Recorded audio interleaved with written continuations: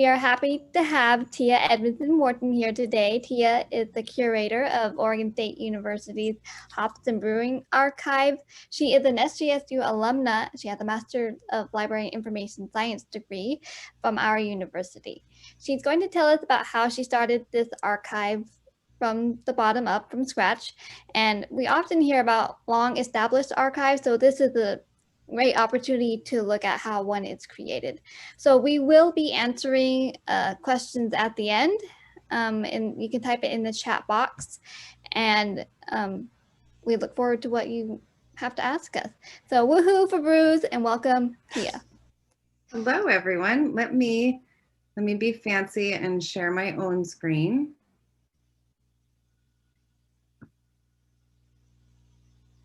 So today I'm going to talk to you about starting my archive. Sorry, I got to move my Zoom bar around because this is the world of Zoom bars being in the way. So today I'm going to talk to you about how you make a beer archive.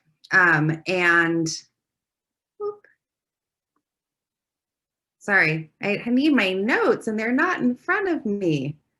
Okay, we're gonna make it so we just see this much so that I can actually look at my notes. I thought I was being clever by not actually printing them out and taping them to the back of my computer.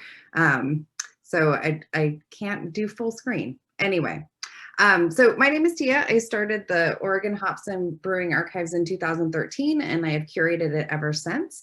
This evening, I'm going to talk to you about the development and growth of the archives, sometimes at a pretty cursory level. We will have time for questions at the end, but I'll pause in the middle just in case there are any questions. So just make a note if you have something that you want to ask. I love answering questions, so that's what I'm here for. I'm going to put a couple of links in chat, though. The one link is to my Twitter, and the other is to the guide to the collections, both of which I'll be talking about. So you have those in front of you. So as Danielle said, I am an SJSU graduate. When I was in my MA program, I got an MA first in English literature in Ohio. I had this trip, this fortuitous trip to the Newberry Library in Chicago for a Renaissance rhetoric class. I was a modernist, so I looked at early 20th century literature. And I was with my friend who was also a modernist. And we were both a bunch of Renaissance scholars. And basically, we were there because we thought that field trips were fun, and we liked Chicago. And I was trying to think today about what my paper was actually about and what I thought I would research there. All I remember is it was about speeches from the scaffold, so death speeches. But that's not what really stands out to me, except that it is ironic that now that I've been in this job and doing this sort of archival work for a long time, I realized that I was totally in the wrong place for doing that kind of primary source research. In any case, what stands out to me is that we had an instruction session, an archives instruction session that was given by an archivist. And they put several books out on a table. And one of them was a book that was from Queen Elizabeth the First. And it blew my mind because someone had saved this thing. And I knew that I didn't necessarily want to be an English literature student forever or an English teacher forever. But the fact that someone had saved this thing for a long time really blew my mind. And so I did finish that degree, but I knew at that moment that I wanted to do work in archives or in library science. So I graduated from SJSU in 2005, back before there was an official archives track. So I was in the special libraries track with medical librarians and corporate archivists, and there was a whole hodgepodge of us. And I was there also when you went to school on site. So I was on site in San Jose. I moved to Oregon while I was in my last term, and I grew up in Oregon, so I was returning home. I did this series of sort of random volunteer projects. I wrote a disaster plan for a historical society. I wrote a grant for an art center. I also had a newborn at the time, and so I did that. But soon I got this job, this part-time temporary job as a processing archivist at Lane Community College, which was a site that was funded by an NHPRC grant that essentially created the Northwest Digital Archives, which is now Archives West. That grant was administered by OSU. And I think probably assumed that there was some benefit to the fact that I had experience doing NWDA work because I was hired there. So I started at OSU in 2006 as a reference archivist and a student supervisor, and I've done a lot of things in the 14 years that I have been there. But one thing that I was immediately attracted to and sort of changing my job into was being drawn to teaching and outreach work. So OSU is a land-grant university, which is important because it's part of our mission to share our research and to share the research that people at OSU have done. As it relates to beer, this is topical because OSU has conducted research on hops since the 1890s and also has programs in food and fermentation science and barley research.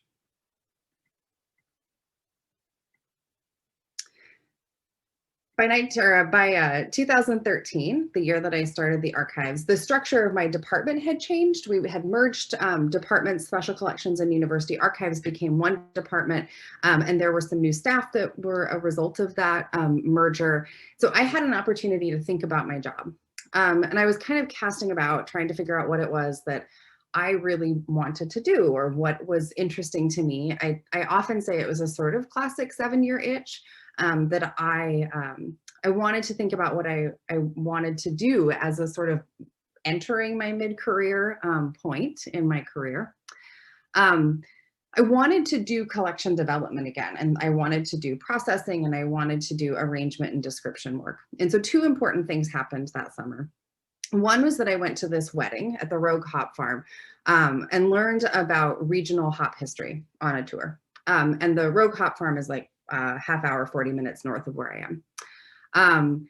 And this tour was fascinating. Everyone on this tour was fascinated by what the tour guide was telling us. And it made me think that this was a sort of engaging kind of history. And it would be this kind of agricultural food, drink history was something that could engage the general public, but also would be something that I could talk to students about and do outreach events around.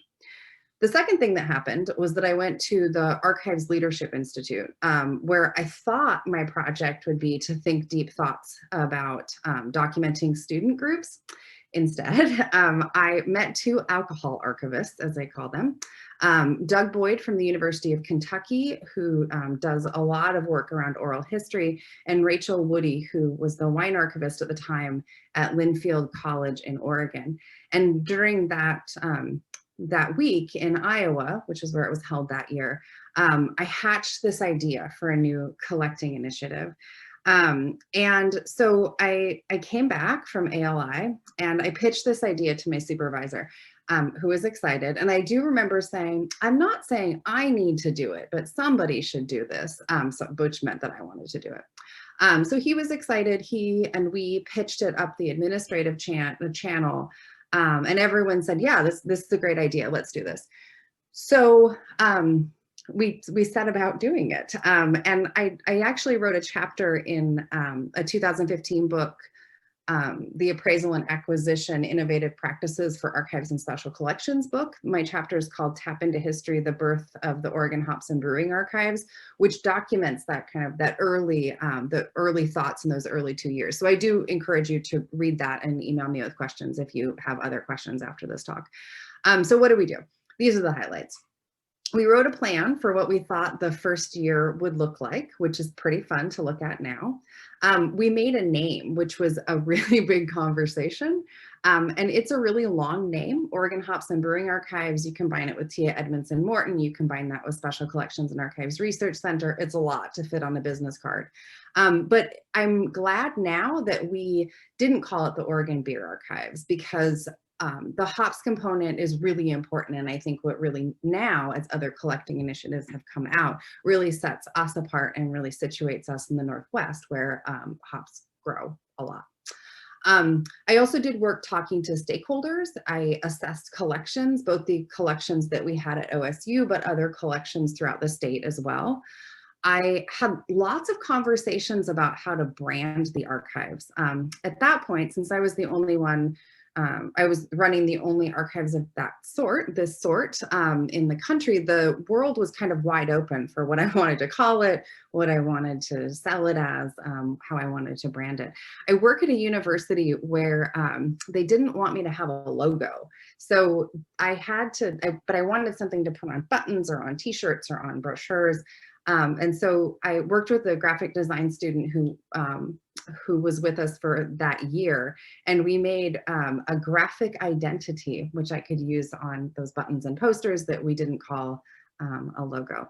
So I wanted something that I could use, but also that would stand the test of time. So it wouldn't seem super trendy, but also would feel kind of fun and not super academic-y. I started a blog I think it was December of 2013, I started my blog. And it became a really important place for me to share the things that I was learning, to document the new collections, and to give the students who work with me a place to save their work or share their work. It essentially, though, as I look back on it now, has really become a record of my own work, building the archive, and the way that that I have shared my own work. I always, at this point, sort of by de facto or by default, I put all of the talks that I give on the blog. So when I finish this talk, I'll put my slides and then my entire script on the blog. And I think that's helpful for other people, but it's especially helpful for me because then I know it's all in one place and I don't have to have good file management. I shouldn't say that. I have great file management. All professional archivists have great file management.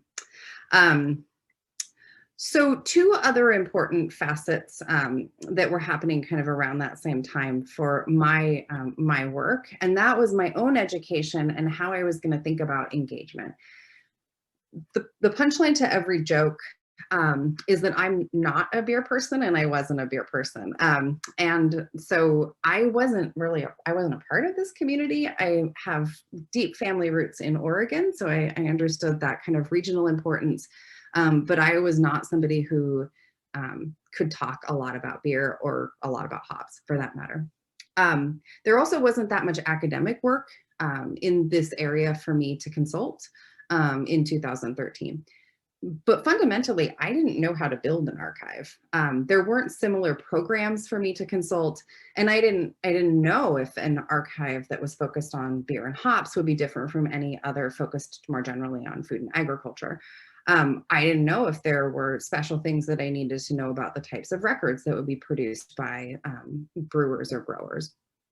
But what I did know is that with beer, I was documenting a very active community. And with hops, I was documenting a community that was full of families. So it was much more genealogical. And this meant that many of these records weren't archival yet because they were being actively used.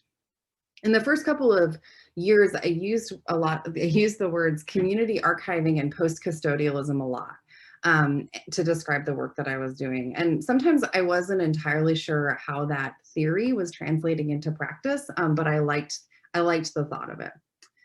But I fell back on what I knew, and that's talking. And so I did a lot of things, a lot of outreach and talking things. I tabled at festivals. I went to holiday parties. I had a launch party, which we jokingly called the Oba Prom, and invited beer people that I didn't know. I worked with brewers to recreate historic recipes. I made this short movie that's called Oba Stories with a local film company and interviewed a few important brewers, growers, and scientists for that. I said yes to literally all presentation opportunities. I've spoken at retirement homes. I've spoken at local bars. I've spoken at festivals. I gave lots of radio interviews and learned how to get talking points for those radio interviews. And I said yes to organizing and loaning materials for exhibits. So I would organize exhibits at my own library, but then we also loaned materials or did guest exhibits at other libraries or museums. I collected the things that people would give me. So initially that was a lot of coasters and posters, but also periodical collections from people who were cleaning out their garages. And this latter became really important for donor relations. So I would say, yes, I'll take your magazines, your big pile of magazines, but do you also have records? Or would you also do an interview with me? But for future researchers, these periodicals have essentially formed a really important and robust history of craft brewing through those local, regional, and national publications. Again, it's a new industry in terms of duration of time. So the record for those companies that are still in existence is really through those periodicals and those articles. I did oral histories. I did a lot of oral histories. And I'll talk about that in a few minutes, but those oral histories were great for the historical record. And I think I'm fundamentally, I value stories as much as I value the written record. But these were also really invaluable places for me to learn about the industries and share information about the archive with potential or future collection donors. I'm going to pause. Are there questions? I'm going to transition to talking about collection. So I wanted to give us a chance to pause for questions. Are there any? There is one question in the chat. Someone is curious about, first, someone's wondering if your blog is backed up on a server frequently. We do, so it's a Tumblr blog, and we do crawl it with Archivist. It's funny that would be the question, because we were actually having a conversation yesterday in our outreach meeting more generally about crawling blogs on a more regular basis. So yes, great question. Yes, we do save it. I worry about things on the internet. So yes, we need to save it more often. Okay, the next question, someone is curious about the co-custodial aspect. So initially, the way that, so I work with the person who runs the Oregon Multicultural Archives. She's also in my department, and she co-curates the Oregon State Queer Archives. And those are local and state collecting initiatives like mine. So the tie isn't that somebody worked at OSU or that it was a collection that was created by OSU, which means that there was that automatic tie, or that there was a records retention schedule that said you have to send us your stuff because you worked for OSU. So we work with these communities that are kind of them giving us records are optional. But we work with communities that are very active, in my case, and in her case, that them maintaining their own records is a really important part of their work as community organizations, and that they need to have their history with them. It's not our job to take their history, but we still want to save that part of their history. So so she and I both worked on post-custodial options. So we looked at scanning and returning, essentially, is how this worked. And so she worked with some student clubs and organizations and scanned scrapbooks. I scanned, I'm going to talk about scanning brew sheets in a second, but I scanned scrapbooks myself, or photos. So we hold the intellectual content, but we don't hold the physical item. So it's this idea of we can work with communities and creators and we don't need to take their stuff. It got more complicated, but in a nutshell, that's how it shook out for us. Okay, we have two more questions. Do you have a social media presence, and how has your blog grown with the advent of various beer review apps and the like? Beer review apps, not so much. I think that people who are looking for like beer specific stuff probably wouldn't be super excited about what they find. I don't talk that much about beer itself. And from what I see on Tumblr, at least, there's a lot of like beer reviews. I'm active on Twitter, and I will talk about that in a second, and why that is. But yes, I spend more time on Twitter than Facebook. We do have a department Instagram account. I think it's the thing you have to do, need to do. So yes, and I can actually plop that in the chat again, because I think some people have arrived since then.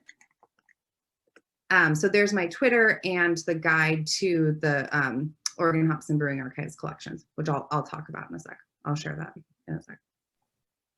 Okay, and is your budget part of the university archives, or is it funded independently? Yeah, great question. The budget, I will also talk about budget. So I'm glad that I will talk about all of these questions.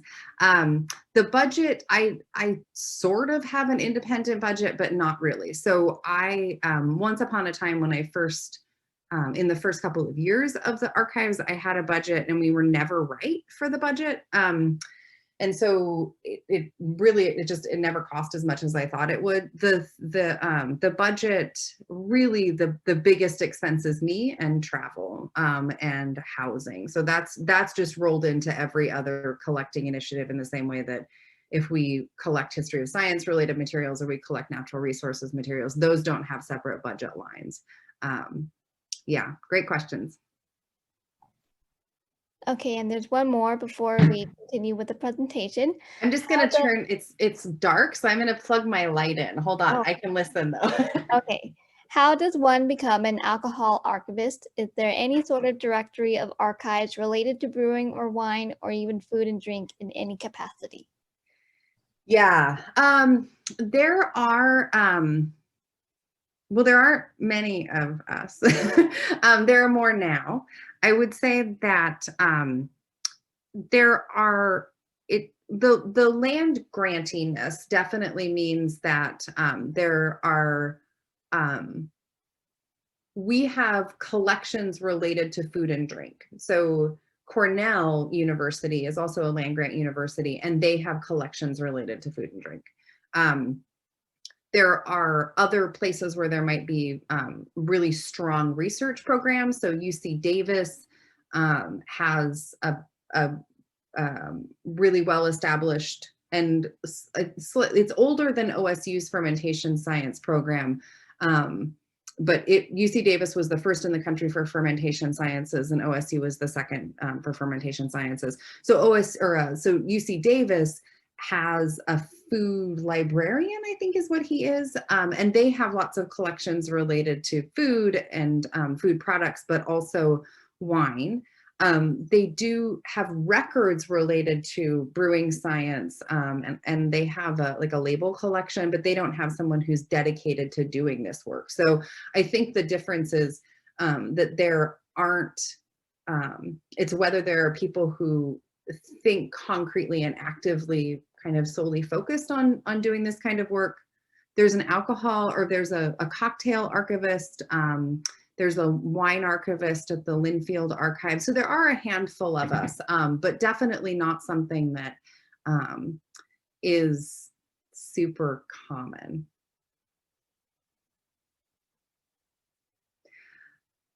Okay, I'm gonna get back to my slides. So hold the rest of your questions for the end. There will be more questions, and I'm sure I will answer them too. So the first two collections that I got, that I accessioned, were from McMenamins and Ninkasi. Both of those are Oregon-based companies, and each is a good example of collections and the ways that I've thought about my work. McMenamins is a chain of brew pubs and historic hotels and venues in Oregon. They have artists and historians on staff. The materials at McMenamins, all the materials that we have now in our archives, all have a nod towards history. They're visually really interesting. That includes a whole run of coasters for all of their different properties, an assortment of tap handles, and a wooden cask with a Sharpie drawing. These, of course, all present unique housing challenges, but it's been fun to make housing out of folders and tape, which is sort of a nod towards the budget, as we have a budget for slightly oversized boxes and different folders. We also had the opportunity with McMinimans to digitize brew sheets. And so throughout 2015 and 2016, we scanned the first 2,000-ish brew sheets for their first 5 brewery locations. My daughter, who was in middle school at the time, inventoried them for 2 summers, and it was hilarious because she could talk about beer names with people and could talk about ingredients as like an 11-year-old. So I have created these other digital surrogate collections, kind of in that post-custodial model, where we'd make the scans and then we return the originals. So I've created other digital surrogate collections like this, and it's a nice option, and it's one that I'm really glad that creators were open to, but saving intellectual content can be messy as it relates to permissions. Ninkasi is another brewery in Oregon. It's down in Eugene. And this was my first foray into accessioning born digital records. So I brought my 1 terabyte drive, hard drive, external hard drive down there, met with the graphic designer and took everything off of his computer that was in the folder labeled archive. So it was a lot of stuff. It crashed his computer more than once, and it included, when we got everything home and I started to review it, it included at least 1 full-length movie, which I think was one of the Star Wars. So I should have been more selective about what I took. I haven't gone back to a business to get electronic files again, but I have accessioned lots of electronic born digital collections in the years since then, and I feel like I've gotten a lot smarter about it. Honestly, the easiest is downloading directly from Google Drive, but I've received collections in the mail or on hard drives and thumb drives, and most of those are, I've never received unsolicited collections that way. Most of them I know people are coming. I know they're sending me stuff.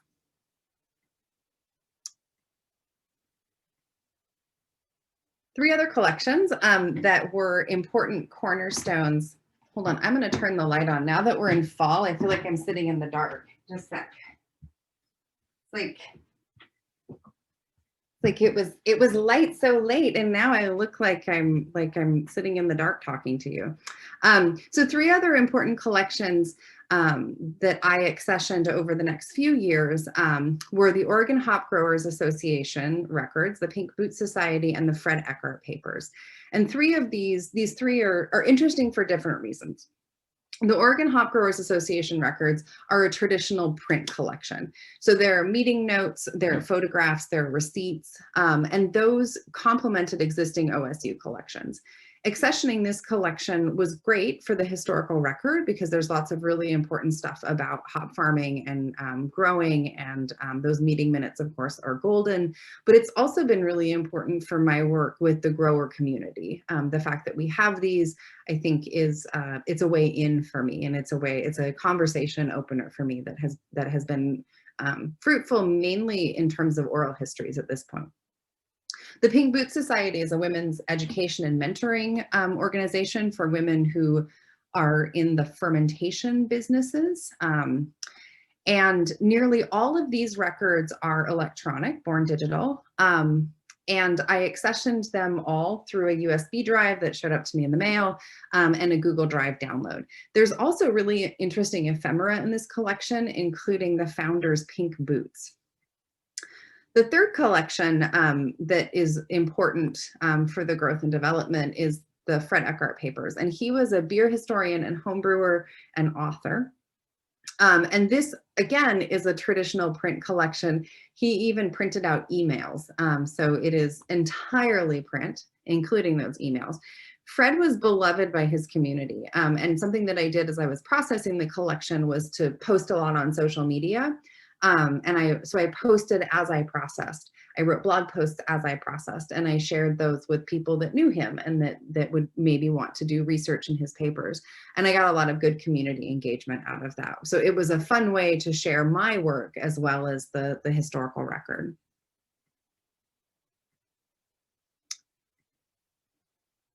I've also created collections, including the Oregon Hops and Brewing Archives Oral History Collection. This picture is from that short film that I mentioned earlier. I've interviewed a lot of people in a lot of really cool locations, but this is by far the best picture, and also one of the only times I ever had a film crew with me. As someone who loves to talk, it's been sort of surprising to me how much I love to listen and how much I love doing oral history interviews. Since 2014, which is when I started doing interviews, I've conducted 115 interviews with founders and scientists and brewers and marketing staff and authors and others like aligned with the brewing and hops industries.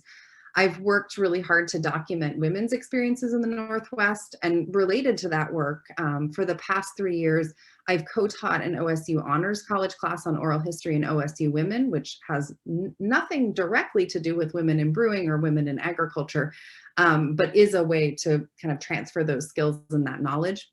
I co-authored an SAA Teaching with Primary Sources case study on that class that's called Fostering Historical Empathy in Unusual Times, a case study on the course OSU Women and Oral History.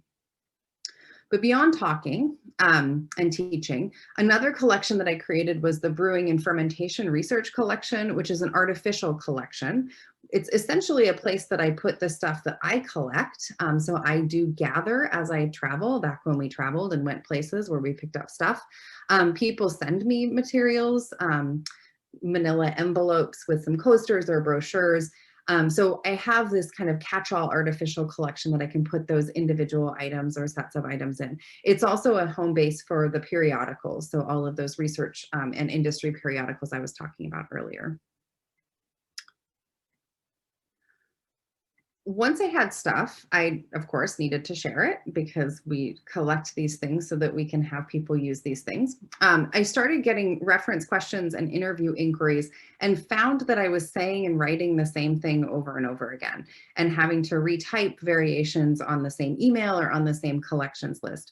So in May of 2016, I made this library research guide to OBA collections. And structurally, it really hasn't changed that much. What has changed is that I've added a lot of content. So whenever I do a new oral history interview or there's a new book that's related to the collections that's published, I put it on there.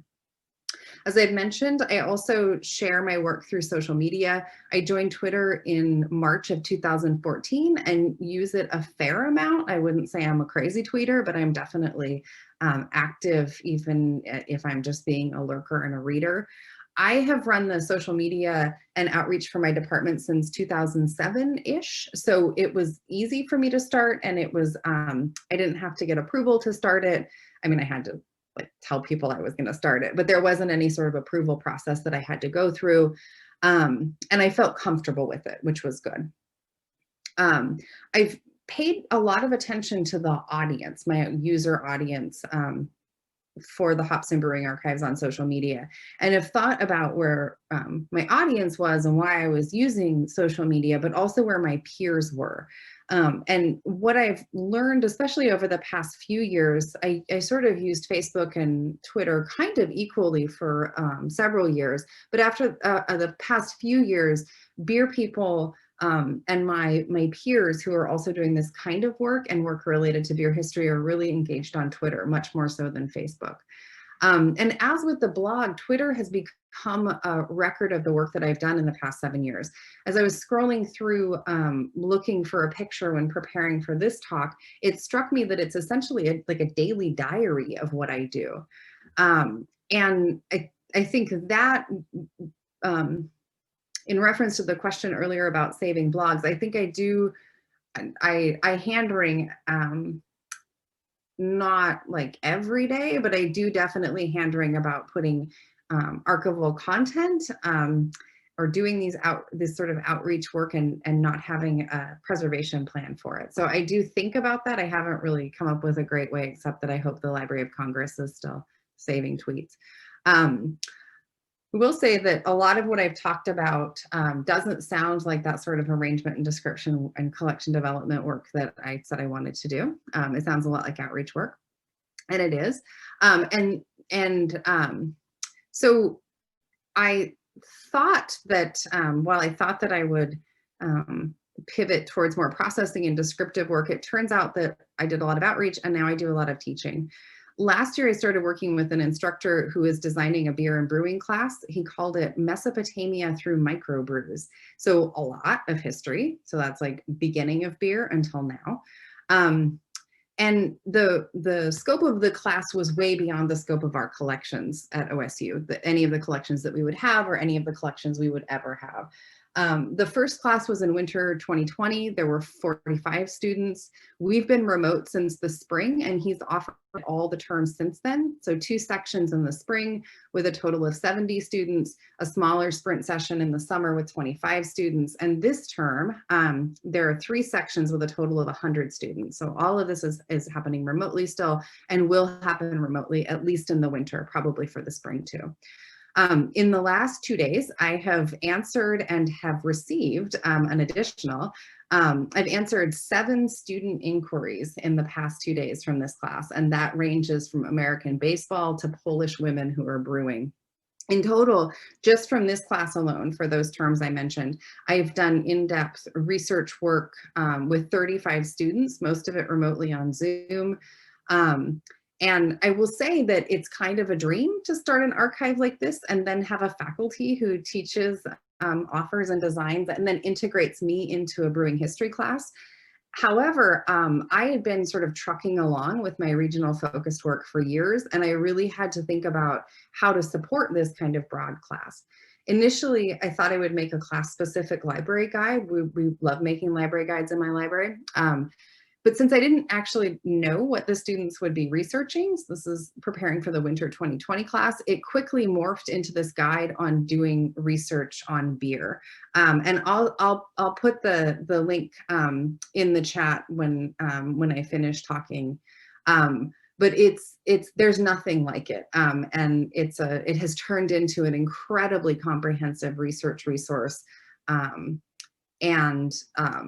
it's something that continues to grow, and something that I'm delighted by. I'm delighted that I've done this work, and that I have a student, a PhD student who works with me, and he has been invaluable for growing that too. I won't ever be an expert in all the things, but I'm honestly shocked at the breadth of what I need to know to help these students find their sources. So part of my job certainly is teaching and supporting student and professional research work. And fortunately, this isn't 2013, and I now have a lot of people who I can ask for help, including a lot of people on beer Twitter. In spring of 2020, I conducted 16 interviews with beer research scholars on Zoom, and it was absolutely fascinating to hear from them. They were historians and sociologists and archivists and economics or economists who were all researching essentially the same topic, but to talk to them about how they did their research was fabulous.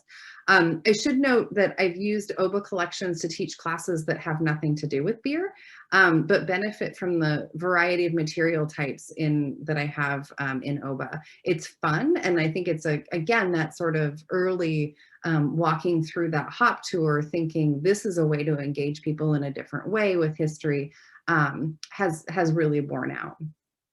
I have also been drawn into research myself. It feels like at times, I'm the de facto Oregon beer historian, and I do have an article coming out in the Oregon Encyclopedia on Oregon beer, so it may be that I become that officially. I have an article that's coming out on Louisa Weinhardt this spring. You see her on the left of the screen. She's Henry Weinhardt's wife. For those who know Oregon beer, Henry Weinhardt was a big deal. And it's part of a larger project that I'm doing on the wives of brewers in Oregon in the pre-Prohibition era. I've also done a lot of work related to Wikipedia, which you see on the right side of the screen, with a special focus. I'm kind of obsessed with the Women in Brewing page on Wikipedia. And I've added lots of text and additional information, but also red links, which indicate to editors and authors that pages need to be created about people. And there are times when I think and I worry that I'm drifting too far away from my title as archivist, but ultimately I see this research work as a way to become a better librarian and a better archivist. And my understanding and appreciation for the research process has really deepened and makes me think about archival discovery in a very different way than I did even a couple of years ago. So I work with a lot of really fabulous people, and I couldn't do any of this with others. I will say it still gives me a decently good belly laugh when people ask about my team, because it's me, and right now I have a student who works 7 hours a week. So it's a very small team. It's a small and powerful team. I work within a department, but for those of us who think about, I don't think of myself as a loner ranger, but I definitely am a very small team. So I have really great students. I have great student workers who have worked with me through the years. I've had an incredible wide range of interns who have done super projects. And I'm grateful every day for the terrific colleagues that I have, those who are in the library and this broader community as well. I really want people to enjoy the work that they do. And honestly, I feel like if you run a beer archive, you'd better be having fun. So highlights from this slide, the people on this slide include a graduating senior who's wearing ridiculous little bobbly headband, a beer table at an archaeology festival that I staffed, a map review, doing some research. We made a cutout with an old librarian, and Beer in Cyberspace, which is one of those fabulous periodicals I was talking about. Blows your tie back. So we're in a pandemic, that's why we're doing this. So who could have seen this coming? It has to be said. But what does an archivist do without their stuff? We had to adjust pretty quickly. I had a library school intern who was 2 weeks into a 4-month physical processing internship when we all went home. I had a really, really big accession from a big brewing company that I wanted to process. I had a physical backlog that I'd sort of been waiting for this spring term processing internship, because I was going to do processing all the time. I was going to process next to her. So I was able to pivot. We had some electronic collections that were some of those born digital, but also those digitized collections. And I have a lot of oral histories that needed to be indexed. So we made it work. But I was really glad in mid-June to be able to go back for at least a few hours. And I did a huge physical processing blitz. But now I have a backlog of writing finding aids. Such as it is. Collection development has stopped. I haven't done an oral history. I haven't contacted any closed breweries. We haven't been doing any sort of active documentation. We've been doing passive documentation where we have a big long Google sheet of different articles or breweries that have closed, but I haven't done any outreach. It feels too raw, and that's a decision that I'm making. There are different archives who are making different decisions. That time will come, but I know my community, and I felt like it wasn't the time for an archivist to be there. I don't actually worry too much about it. I think it's one of the benefits of it's a new archive, but it's also been around long enough that people know who I am, and I think that's good.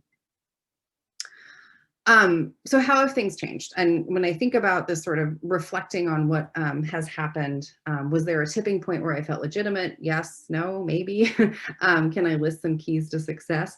When I ask someone for an interview, they usually say yes. When somebody retires, people think about me. If you Google Oregon and beer and Tiah, you get a lot of stuff about me. You also get a Thai restaurant in Salem, which was odd. I discovered that today, but that's the price of having a name like Tiah, T-I-A-H, that people misspell as Thai also.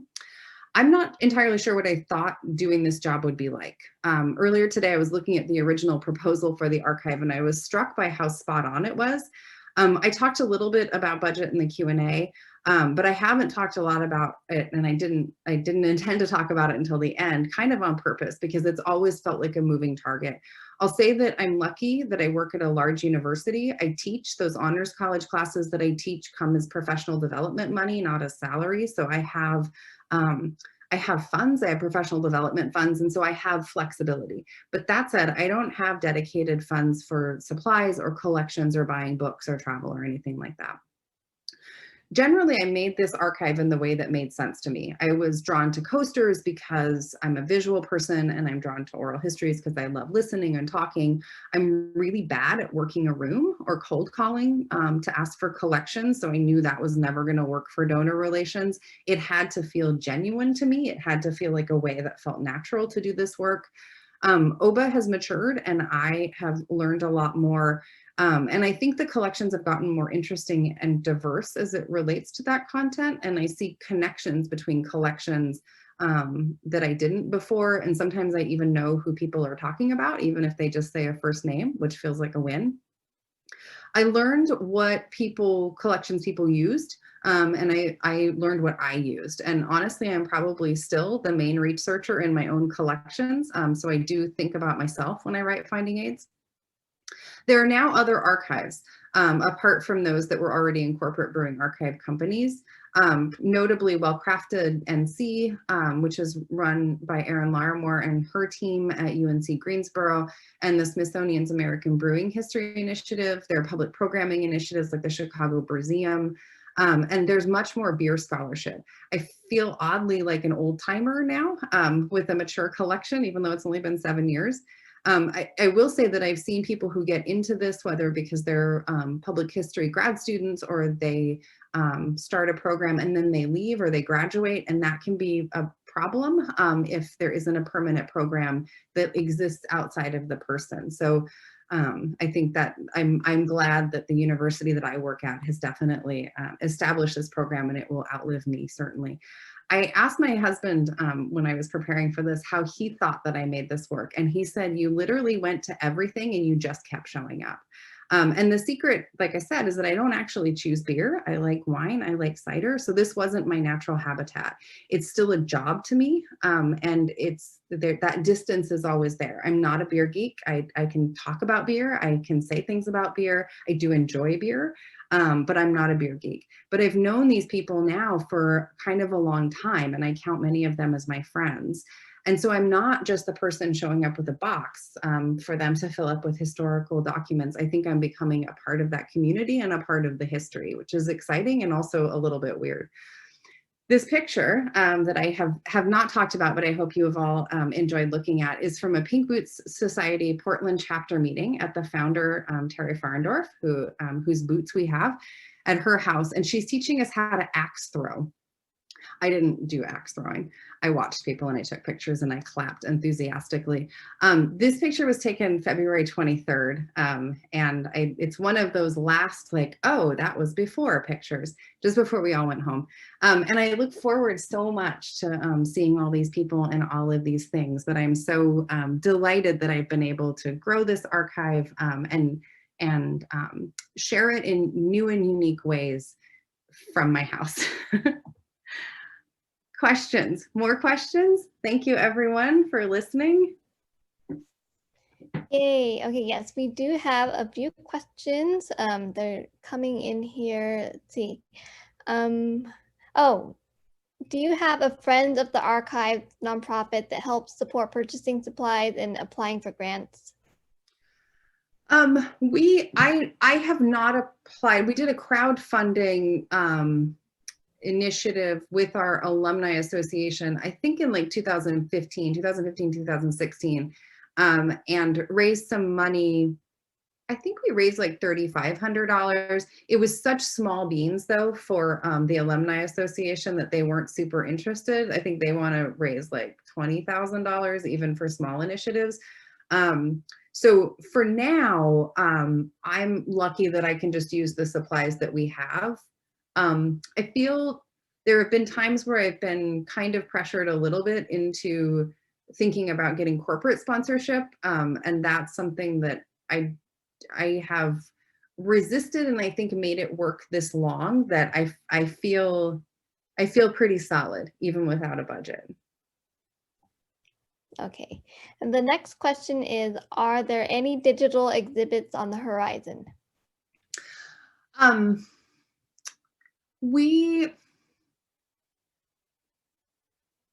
Probably not. I would say a lot of our focus right now is on indexing and transcribing and providing enhanced access to oral histories online. So that's where we spend the time that we have that's dedicated to that kind of work, is really focused on that kind of enhanced access, or digitization projects that aren't necessarily related to my archive, but are related to university history, or other projects.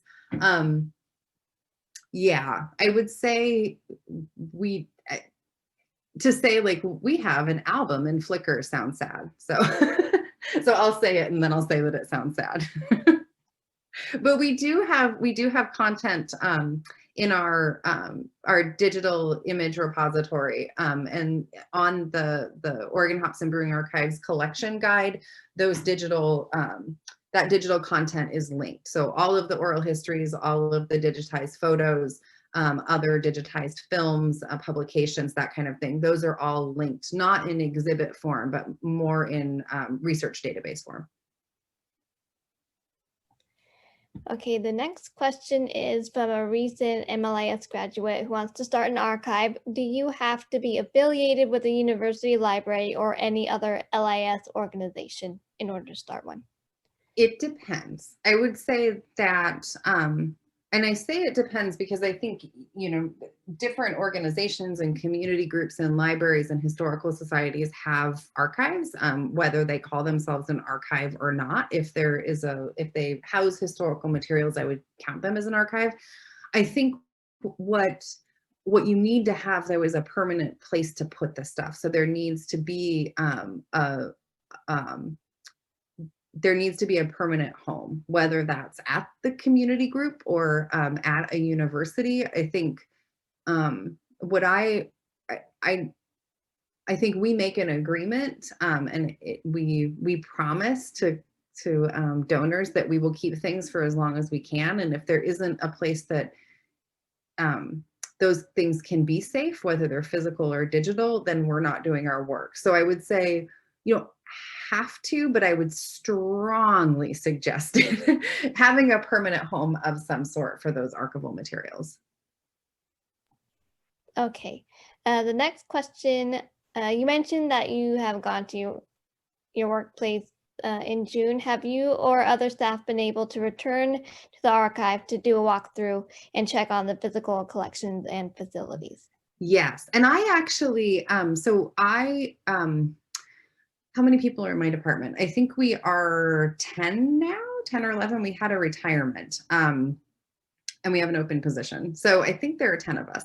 So there were 2 of us, me and then the person who heads the digital production unit. The 2 of us were able to go in the entire time, actually, because I was teaching a lot. One of my coworkers was on sabbatical spring term, so I taught a lot, and I needed to be able to go in to do digitization, to support research or to support that teaching. So I could go in. I had to tell the head librarian, and I had to get permission, and I had to carry a letter, and I could only be there when I said I was going to be there. And that was all very complicated. And so I basically didn't go in anymore. But we did environmental monitoring at that time. There were 2 of us who were in there with some regularity, him much more than me. And we have a building crew that was doing all of that kind of environmental monitoring and checking too, apart from the people in our department. So in June, we moved, I can't remember what the phases mean anymore, but we moved into a phase where I no longer had to ask permission every time I wanted to go in, and I no longer had to carry the letter with me, which I still have in my backpack because I think it's pretty funny. But we have arranged within our department who will work what shift. So I, in theory, have 3 morning shifts that I could go in Monday, Wednesday, and Friday, Monday, Wednesday, and Friday mornings. I would not overlap with anybody if I went in at that time. So I went in on Monday. I did some review of CDs and DVDs that were in a collection. So I can go in now. We try to not overlap at all. If we are going to overlap, we make sure the other person knows. We leave the doors open. Our workroom is on one of the closed floors of the library. So we leave all the doors open, and so we don't have to touch handles except for the handles on our offices, and then we disinfect behind us. So yeah, there is more flexibility. We were really, really lucky to have so much remote work, and we didn't lose any positions. We've taken pay cuts, but we didn't lose positions. So we were really lucky that we had enough remote work to do. But it's also, it's nice to have the flexibility to go in, and I didn't write down how many DVDs there were, and so I couldn't finish a finding aid. So to be able to have that option to go in was nice. Okay. One of our viewers thanks you for a wonderful presentation. Thank you. And, you mentioned accessioning born digital materials. What kind of tools do you use to process and provide access to these items? Once upon a time, I was interviewed by a lovely reporter from Eugene who asked me about hops research, and I started talking about the hops genome. And then they wrote an article and they quoted me talking about the hops genome. This is kind of like that. So I will not talk directly about programs, but I will say that when I download things from Google Drive, it goes through a technical accessioning process. We have someone who does that as part of his job. And then there's a report that gets printed out that is put in our collections folder. We have an access copy that's on our shared drive for us to muck around with and do the processing, the electronic processing. So the same would be if I downloaded something from Google Drive, or if I had a hard drive or a USB drive, I would give him the hard drive or the USB drive. He would do things that are magical. And then if I download from Google Drive, I just put it directly on our shared drive, and then he does the technical accessioning, puts a copy in dark storage. There is a copy of the original copy, so I can muck as much as I want, and if I really screw it up and delete the entire thing, then I can retrieve it from dark storage. So there's always that original copy. And then we have that use copy that's on our electronic records back before, when we had people coming into the reading room who would look at electronic records, then they would look at it on a use terminal. And those fully processed electronic records would be available through the use terminal. Okay, the next question is, based on your collection policy, are there any types of materials that you don't accept? So I had this very funny conversation early on with somebody I've worked with for 14 and a half years. And she looked at me very nicely and said, so I just want to be clear, are we accessioning beer? And I said, well, this one beer bottle is really important because of all these reasons, but ordinarily no. So I don't usually accept beer. From a display standpoint and from a kind of artifact standpoint, I can make the argument that I want to. I would say that beer bottles can be an issue too.